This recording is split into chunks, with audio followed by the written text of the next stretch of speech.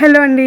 ఈ వీడియోలో నేను డిఎస్సికి ఏం చదవాలి అండ్ ఎలాంటి పనులు చేయాలి, ఎలాంటివి చేయకూడదు అనే అంశాల గురించి నేను చెప్పాలని అనుకుంటున్నాను. చాలామందికి తెలుసు, బట్ ఎవరైతే కొత్తగా ప్రిపేర్ అవుతున్నారో వాళ్ళ కోసం ఈ వీడియో అనేది యూస్ఫుల్గా ఉంటుంది. సో టైం వేస్ట్ చేయకుండా ఫస్ట్ మనకి నోటిఫికేషన్ అనేది ఎప్పుడు వస్తుందో అనే ఆలోచన తీసివేయండి. ఎందుకంటే నోటిఫికేషన్ ఇచ్చాక మనకి మహా అంటే 45 days to 50 days అంతే, అంతకంటే ఎక్కువైతే టైం అయితే ఇవ్వరు. సో ఈ టైం అనేది మనకి అస్సలు సరిపోదండి. అందుకని నోటిఫికేషన్ వచ్చే వరకు ఎవరు కూడా వెయిట్ చేయొద్దు. అప్పటి వరకు కూడా మనం ప్రిపేర్ అవుతూనే ఉండాలి. ఒక టైం టేబుల్ అనేది ప్రిపేర్ చేసుకొని ప్రిపేర్ అవ్వటం చాలా బెటర్. ఎందుకంటే మనకు ఆ టైంలో భయం అనేది లేకుండా చదివాం కదా అన్న థాట్ అయితే ఉంటుంది. సో టైం టేబుల్ అనేది నేను చెప్పాలి అనుకుంటున్నా. నేను నెక్స్ట్ చెప్తానండి టైం టేబుల్ కూడా. సో ముందుగా అయితే నోటిఫికేషన్ ఒకవేళ పడిన తర్వాత ఏం చేయాలంటే సిలబస్ కాపీ అనేది తీసుకోవాలి. సో డిఎస్సికి, టెట్కి కొన్ని టాపిక్స్ అనేవి వేరే ఉంటాయి. అంటే ఫర్ ఎగ్జాంపుల్ తెలుగులో మనకి ఛందస్సు, అలంకారాలు అనేవి డిఎస్సిలో ఉండవు. అండ్ అలాగే సందులు కూడా అన్నీ ఉండవండి. సో ఇలాంటి విషయాలు మనకు తెలియాలి. ఎందుకంటే మనం టైం వేస్ట్ చేసుకుంటూ అవి కూడా ఉన్నాయనుకొని చదువుకుంటూ పోతాము. అండ్ అలాగే సైకాలజీకి వచ్చేసరికి మూర్తిమత్వం అనే టాపిక్ అనేది ఉండదు. సో ఇలాంటివి మనకు తెలియాలి అంటే సిలబస్ కాపీ అనేది ఖచ్చితంగా మన దగ్గర ఉండాలి. అది first main thing. And second వచ్చేసి గవర్నమెంట్ టెక్స్ట్ బుక్స్ని మాత్రమే ప్రిఫర్ చేయండి. సాధ్యమైనంత వరకు ప్రయత్నం చేయండి. ఒకవేళ దొరికితే ఓకే, దొరకకపోతే ఏదైనా మంచి పబ్లికేషన్ బుక్స్ ఉంటే వాడండి. సో ఫస్ట్ అయితే చూసుకోండి కరెక్ట్ ఉందా లేదా అనేసి తెలుసుకున్నాకనే ఆ బుక్స్ అనేవి కొనండి. ఎందుకంటే కొన్ని బిట్స్ అనేవి తప్పు ఉంటాయి. అదే టెక్స్ట్ బుక్లో తప్పు ఉన్నాయి అనుకోండి, ఎగ్జామ్ పర్పస్లో మనకి పాయింట్ అనేది కలుపుతారు.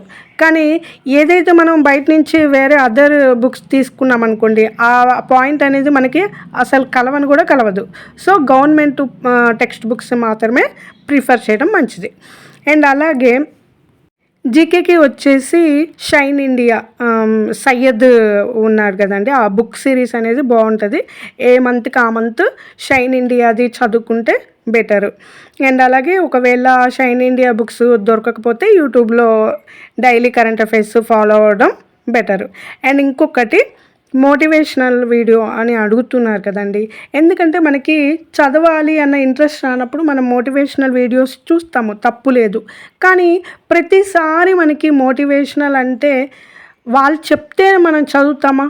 మనం ఎందుకోసం చదువుతున్నాము? ఎగ్జామ్లో మనకి జాబ్ రావాలి అని చదువుతున్నాం కదా. సో ఎవరో చెప్తే కాదండి, మనంతటా మనం చదువుకోవాలి. సో ఇప్పుడు నేనున్నాను, ఇంతకుముందు వరకు బాగా చదివాను, కానీ ఇప్పుడు ఈ వీడియోస్ చేయడం వలన నాకంటే బాగా మీరే చదువుతున్నారు. ఎందుకంటే నేను వీడియో తీయటము అండ్ ఎడిటింగ్ చేయటము, అప్లోడ్ చేయడము నాకు చాలా వరకు టైం వేస్ట్. సో అయినా కూడా ఏంటంటే నాకు ఇది కరోనా టైంలో నేను యూట్యూబ్ అనేది చేశాను కాబట్టి నాకు కొంచెం ఇంట్రెస్ట్ ఉంది కాబట్టి నేను చేయగలుగుతున్నాను. సో నాకంటే కూడా మీకు యూట్యూబ్ అనేది చాలా యూస్ఫుల్. ఎందుకంటే మీరు ఇలాంటివి ఏం పెట్టుకోకుండా ఓన్లీ చదువు మీదనే మీరు కంటెంట్ అనేవి చదువుకుంటూ పోతున్నారు కాబట్టి ఎంతో కొంత నాలెడ్జ్ అయితే మీకు వస్తుంది. అండ్ ఇంకొకటి ఏంటంటే టెట్లో మార్క్స్ తక్కువ వచ్చాయని ఎవరు కూడా ఫీల్ అవ్వకండి. టెట్ వేరు, డిఎస్సి వేరండి. మనకి టెట్లో రాకపోయినా కూడా డిఎస్సిలో మార్క్స్ గెయిన్ చేసుకోవచ్చు. టెట్లో మార్క్స్ ఎక్కువ ఉండి డిఎస్సిలో మార్క్స్ ఎక్కువ వచ్చి వారు కూడా ఉన్నారు. టెట్లో మార్క్స్ తక్కువ వచ్చి డిఎస్సిలో మార్క్స్ ఎక్కువ వచ్చి జాబ్ కొట్టిన వాళ్ళు కూడా ఉన్నారు. సో అలాగా పాజిటివ్గా ఉండండి. అంతేకాని నాకు తక్కువ వచ్చినాయి, నాకు జాబ్ రాదేమో అని అనుకోకండి. ఇక్కడ ఏంటంటే ఎంత చదివినా కూడా మనకి స్మార్ట్ థింకింగ్ అనేది ఖచ్చితంగా ఎగ్జామ్ టైంలో మనకి రావాలి. సో స్మార్ట్గా ఆలోచించే వాళ్ళే హార్డ్ వర్క్ చేయకపోయినా అక్కడ థింకింగ్ని బట్టి జాబ్ కొట్టిన వాళ్ళు కూడా చాలామంది ఉన్నారు. అండ్ ఇంకా లక్ కూడా అనుకోవచ్చు. కానీ మన ప్రయత్నం ఏంటంటే హార్డ్ వర్క్ చేయాలి. సో హార్డ్ వర్క్ చేస్తే ఎప్పటికైనా రిజల్ట్ అనేది ఉంటుంది. So don't compare with others.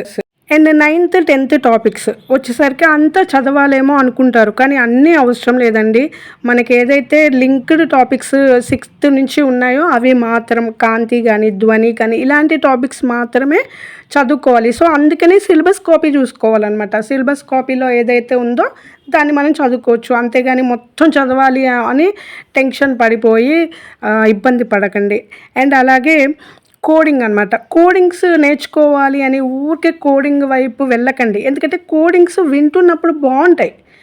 ఇది బాగుంది, బాగా చెప్తున్నారు అని గుర్తుపెట్టుకోవడానికి కూడా ఉంటుంది. కానీ కొన్ని మాత్రమే గుర్తుపెట్టుకోవడానికి ట్రై చేయండి. ప్రతిదీ కోడింగ్ మీద ఆధారపడకండి. ఎందుకంటే ఫస్ట్ మనకి టాపిక్ అనేది అర్థమైపోతే కోడింగ్ అవసరం లేదు. ఎందుకంటే మనకి టాపిక్ అనేది ముందు అర్థం కావాలి. అంతేగాని కోడింగ్ పెట్టుకొని గుర్తుపెట్టుకోవడం అనేది కరెక్ట్ కాదు. అండ్ ఇంకొకటి ఏంటంటే ఎవరో చెప్పిన కోడింగ్ కాకుండా మీ అంతటా మీరు ఓన్గా కోడ్ అనేది పెట్టుకోండి. అప్పుడు బాగా గుర్తుంటుంది.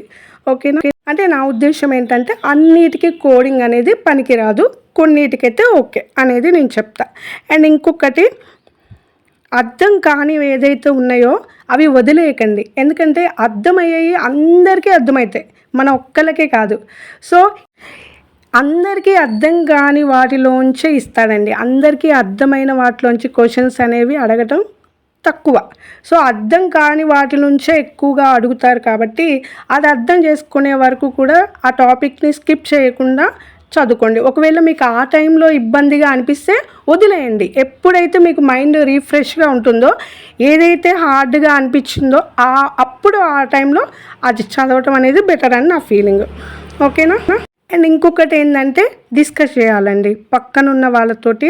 మన ఫ్రెండ్స్తో కానీ రూమ్లో ఉన్నవారైతే రూమ్మేట్స్తో కానీ డిస్కషన్ అనేది చాలా చాలా ఇంపార్టెంట్. ఎందుకంటే మనం ఓన్గా చదువుకున్న దానికంటే పక్కనున్న వాళ్ళు మనకి చెప్తున్నది బాగా గుర్తుంటుంది. సో డిస్కషన్ అనేది చాలా చాలా ఇంపార్టెంట్. ఒకరికొకళ్ళు ఎక్స్ప్లెయిన్ చేసుకుంటూ షేరింగ్ చేసుకుంటేనే బెటరు. ఎందుకంటే నేనే చదువుకుంటా, నాది నాకే అని సెల్ఫిష్గా ఉంటే ఎగ్జామ్ పాయింట్ ఆఫ్ వ్యూలో పనికిరాదు. సో డిస్కషన్ చేస్తూ చదివిందే ఎక్కువ కాలం గుర్తుంటుంది. అండ్ హార్డ్గా ఉన్న ఏదైనా కూడా మీరు ఈజీగా నోట్స్ అనేది ప్రిపేర్ చేసుకోండి. ప్రతి దానికి నోట్స్ ప్రిపరేషన్ అనేది చాలా చాలా మంచి పని. అండ్ ఇంకొకటి, చాలా వరకు 4 to 6 మార్నింగ్ అవర్స్లో చదువుకుంటే బాగా గుర్తుంటుంది అని అనుకుంటారు కదా. సో ఎవరికైతే మార్నింగ్ అవర్స్లో చదువుకోవాలి అని అనుకుంటున్నారో తప్పకుండా నెక్స్ట్ రేపటి నుంచి మీరు స్టార్ట్ చేయండి. 4 to 6 చదువుకోండి. హౌస్ వైఫ్స్ అయితే చదువుకొని తర్వాత మీ వర్క్స్ అనేవి కంప్లీట్ చేసుకోండి. అండ్ అలాగే పిల్లలు వచ్చినాక చదువుకోవాలి అని అనుకోవడం కుదరదు కదా.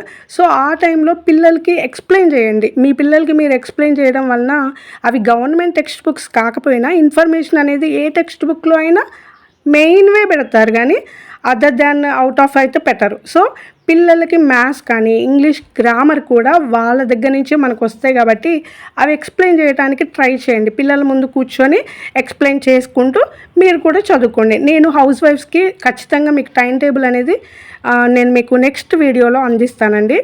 సో ఇప్పటివరకైతే ఇవన్నీ కూడా డిఎస్సిలో మీరు యూజ్ చేసుకుంటూ చదువుకోండి. అండ్ బుక్స్ అనేవి ఫాలో అయ్యేటప్పుడు ఒక్క బుక్ని మాత్రమే ఫాలో అవ్వండి. అలాగని ఇది బాగుందని అది బాగుందని ఇది అట్లా వేరే వేరే బుక్స్ మార్చడం వల్ల మన మైండ్ అనేది గజిబిజిగా అయిపోతుంది. సో ఒక్కటే మెయింటైన్ చేయండి, చదివిందే మరలా చదవండి. అంతేగాని కొత్త దానికి వెళ్ళి టైం వేస్ట్ చేసుకొని ఇబ్బంది పడి నాకు రావట్లేదు అనే థాట్ కంటే కూడా చదివిందే మరలా చదువుకుంటే బాగుంటుంది. అండ్ టెక్స్ట్ బుక్స్ స్టార్ట్ చేసిన వాళ్ళు ఫస్ట్ టెక్స్ట్ బుక్స్ అంతా కూడా చదివేయండి. అప్పుడు అండర్లైన్ చేసుకుంటూ వెళ్ళండి. అండ్ నెక్స్ట్ టైం మళ్ళీ మీరు చదివేటప్పుడు ఆ మెయిన్ పాయింట్స్ అనేవి మీకు కనిపిస్తూ ఉంటాయి కాబట్టి ఫాస్ట్గా చదవటానికి వీలుగా ఉంటుంది. సో అలాగా చదువుకోవడం బెటరు. ఇంతే అండి.